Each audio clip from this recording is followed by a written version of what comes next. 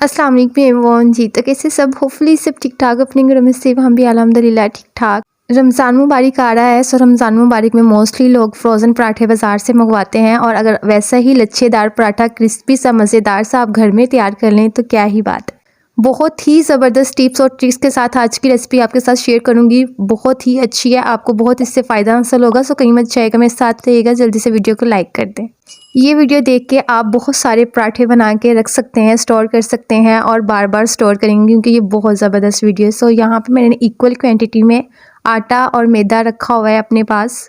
गंदम का आटा आप अपने घर में जो भी इस्तेमाल करते हैं, चाहे तो आप वाइट आटा इस्तेमाल करते हैं या गंदम का आटा इस्तेमाल करते हैं अपने, और आपने मैदा भी लेना है। दोनों हम वजन आपने मिकदार रखनी है। अगर तो आपके पास 200 ग्राम आटा है तो आपने 200 ग्राम ही मैदा लेना है, दोनों को इक्वल क्वांटिटी में। उसके बाद मैंने इसमें हाफ़ चम्मच इसमें नमक का ऐड किया है। हाफ़ से थोड़ा कम था, ठीक है, आप भी अपने हिसाब से इसमें नमक ऐड कर सकते हैं जितना आपको टेस्ट के लिहाज से अच्छा लगे। उसके बाद ही बड़ा चम्मच मैंने घी का इसमें भर के ऐड किया है। यहाँ पे घी ही बेस्ट रहता है, आप ऑयल का यूज़ मत करिएगा। यहाँ पे आपने घी ही ऐड करना है। घी से जो आटे के अंदर सॉफ्टनेस पैदा होती है वो बहुत अच्छी लगती है, और इससे पराठे भी बहुत क्रिस्पी बनते हैं। सो जब भी आप पराठे वगैरह जो भी इस चीज़ के लिए आप हमेशा घी ही इस्तेमाल किया करें, ऑयल बिल्कुल भी नहीं, क्योंकि ऑयल से इतने अच्छे नहीं बनते। सो अब हमने आटे को तकरीबन हाथों की मदद से, जैसे पहले हमने अच्छे से मसल लिया है, जितना भी इसमें जो हमने घी ऐड किया है उसको अच्छे से हमने सेट कर लिया है। अब उसको सेट करने के बाद नॉर्मली जैसे रूटीन में हम अपने घर में आटा गूंथते हैं, सेम वैसे ही आपने रेडी करना है। लेकिन ये आटा हमने बहुत ज़्यादा पतला भी नहीं करना है, बहुत ज़्यादा हार्ड भी नहीं रखना, हमने सॉफ्ट सा आटा गूंथ के रेडी करना है। फुल हिम्मत लगा के आपने आटा गूंदना है। जितना अच्छा आटा आपका गूंदेगा उतने अच्छे आपके पराठे बनेंगे। जितना अच्छा आटा गूंदा हुआ होता है उतनी अच्छी रोटी बनती है। सो इस बात को मद्देनजर रखते हुए आप अच्छे से आटे को गूंद के रख लें। जल्दी से वीडियो को लाइक कर दें, चैनल को सब्सक्राइब कर दें। आपकी सपोर्ट की बहुत ज़रूरत है। दिन ब दिन मैं आपके लिए न्यू रेसिपीज़ लेके आती हूँ। सो आप भी चैनल को सब्सक्राइब और वीडियो को लाइक करके हौसला अफजाई किया करें। सो हम पराठा बनाने जा रहे हैं, उसके लिए मैटर करता है सबसे अच्छा जी आप किस तरह इसका पेड़ा रेडी करते हैं। सो इस तरह हाथों को गोल गोल घुमा के आपने अच्छे से इसका पेड़ा रेडी कर लेना है। सेम टू सेम ऐसा ही बहुत अच्छी इसकी गुलाई रखिएगा। जितनी अच्छी इसकी गुलाई होगी पेड़े की, उतनी अच्छी पराठे की गुलाई भी होगी। अब हमने 5 से 6 पेड़े रेडी कर लिए और हाथों को अपने अच्छे से ग्रीस कर लेने हैं, और जितने भी पेड़े पड़े हुए हैं आपने उनके सबके ऊपर आपने ऑयल वाले हाथ लगा देने हैं, क्योंकि वैसे अपनी बिल्कुल भी नहीं पड़े रहने दीजिएगा, नहीं तो इसके ऊपर हल्की सी खुश्की आ जाती है, जो ड्राइनेस आ जाती है, जो कि बिल्कुल भी अच्छी नहीं लगती है। ड्राइनेस आने के बाद जब भी आप रोटी या पराठा बनाते हैं तो बिल्कुल भी अच्छा नहीं बनता है। सो उसके लिए आप इसको हल्के से ग्रीस करके रखते हैं। अब यहाँ पे हम इसको बेलने लगे हैं। आपने इसको फुल एक पराठे जितना बेल लेना है, एक रोटी जितना बेल लेना है। जितनी आपकी रोटी होती है, जितना आपका पराठा होता है, उसको बेल लेना है। उसके बाद मैंने इसके ऊपर घी लगा दिया है, फुल अच्छे से सारे तरफ मैंने घी लगाया। उसके बाद आपने हल्का सा मैदा ऊपर से स्प्रिंकल करना है। यहाँ पे आप आटा भी कर सकते हैं, लेकिन मैदे से क्या होता है, मैदे से ज़्यादा अच्छा क्रिस्पीनेस आती है और बहुत अच्छा टेस्ट भी आता है। सो आपने अब नाइफ़ की मदद से या कोई भी कटर आपके पास अवेलेबल है तो कटर की मदद से आपने इस तरह कट लगा देने हैं पूरे पराठे के ऊपर।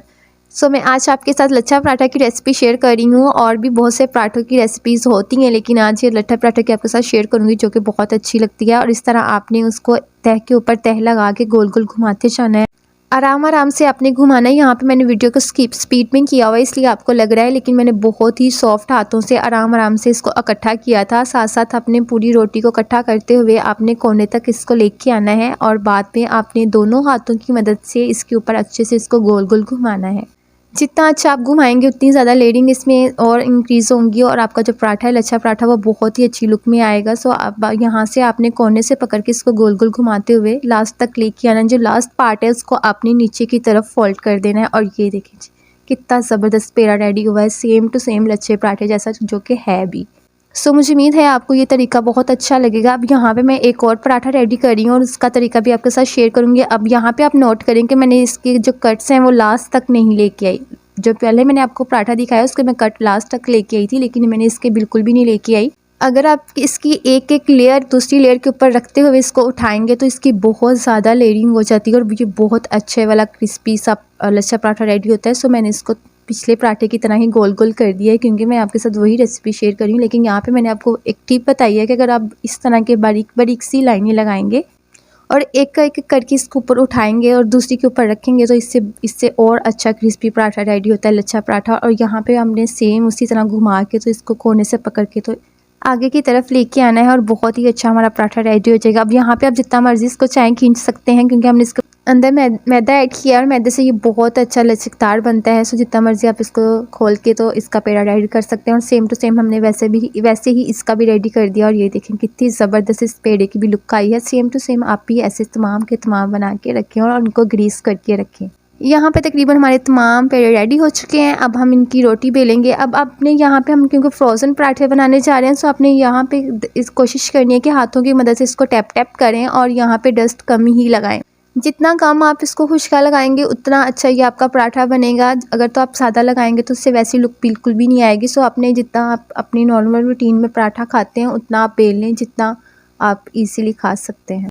नहीं तो आप नॉर्मल साइज़ का छोटा सा इसका रेडी कर लें। और यहाँ पे आप साइज़ देख सकते हैं मैंने जिस साइज़ का बेल के इसको रेडी किया है। ये देखें इसकी लेयरिंग आपको नज़र आ रही होगी कि खाने में भी बेहद लजीज था, जो कि लास्ट पे मैं आपको बना के भी दिखाऊंगी। और अब यहाँ पे बाज़ार से शीट्स इजीली अवेलेबल होती हैं। नहीं तो अगर आपके पास ये शीट्स अवेलेबल नहीं है तो घर में शॉपिंग बैग्स होते हैं, जो थैलियाँ होती हैं, आप उनको भी इजीली कटिंग करके मिड में से और मिड वाला पार्ट आप उनका रख सकते हैं और उसके ऊपर पराठा आप रख सकते हैं। और यहाँ पे आपने इसमें हवा नमी ज़रा भी नहीं रहने देनी। हाथों की मदद से टैप टैप करके इसकी जो हवा है वो अंदर से निकाल देनी है आपने। और फिर आपने दूसरी शीट को इसके ऊपर रख देना है। और ये देखें जी ज़बरदस्त सा हमारा एक पराठा तो बिल्कुल रेडी हो गया है। अब सेम टू सेम इसी तरह हम तमाम पराठे रेडी कर लेंगे। अबाउट में मेरा इंस्टाग्राम का लिंक और फेसबुक पेज का भी लिंक मौजूद है। काइंडली वहाँ भी जाके विज़िट करें, मेरे इंस्टाग्राम को फॉलो करें और फेसबुक पेज को भी। अब दूसरी को पराठे को भी हमने बेल के इसके ऊपर रख दिया था और फिर हमने एक अदर शीट इसके ऊपर रख दी है। अब यहाँ पे आप जितने मर्ज़ी पराठे बना लें, लेकिन आपने यही फार्मूला अपनाना है, एक पराठा और एक प्लास्टिक बैग, एक पराठा और एक प्लास्टिक बैग, बस। और यहाँ पे देखिए जी हमने तमाम के तमाम रेडी कर ले हैं और सब एक दूसरे से बिल्कुल अलग हैं। अगर जुड़े भी हुए हैं तो वो शीट के साथ जुड़े हुए हैं, लेकिन जब फ्रीज़ हो जाएंगे तो बिल्कुल भी नहीं जुड़ेंगे, अलग अलग रहेंगे। सो आपने जब भी इसको पराठे को बनाना हो तो आप जस्ट 2 से 3 मिनट के लिए इसको पहले फ्रीज़र से निकाल के रखें और इसका पराठा बनाएं। अब यहाँ पे मैं आपको एक लच्छा पराठा बना के दिखाऊंगी, जो कि बहुत ही बेहद लजीज, टेस्ट भी इसका बहुत अच्छा था। सो यहाँ पे आपने सबसे पहले तवे के ऊपर, क्योंकि मैं लच्छा पराठा की रेसिपी बता रही हूँ, तो आप जब भी आपने पराठा तवे के ऊपर ऐड करना है तो सबसे पहले आपने घी ऐड करना है। घी ऐड करने के बाद आप उसको एक साइड से पकाएंगे और फिर हाथों की मदद से, यहाँ चिमटा वगैरह कुछ भी कोई कैचर वगैरह ले लें, उसके साथ आपने इसकी साइड चेंज करनी है। और यहाँ पे आपको लेयरिंग हल्की सी नज़र आना स्टार्ट हो गई होंगी, बहुत ही ज़बरदस्त। अब यहाँ से भी आप पकाएंगे और इस तरह घुमाते हुए पकाएंगे ताकि ये क्रिस्पी सा हो जाए। और ये देखिए जी इसकी लेयरिंग खोलना स्टार्ट होगी तो इसका मतलब है कि हमारा पराठा बिल्कुल रेडी है। और ये देखिए जी हमारे पराठे की फाइनल लुक, और ये टेस्ट वाइज भी बहुत लजीज था और ये खस्ता भी था और क्रिस्पी भी था, दोनों चीज़ें इसमें अवेलेबल हैं। और मुझे उम्मीद है जी मेरी आज की रेसिपी आपको बहुत पसंद है। पसंद आए तो चैनल को लाइक शेयर और सब्सक्राइब कर दें। अल्लाह हाफिज़।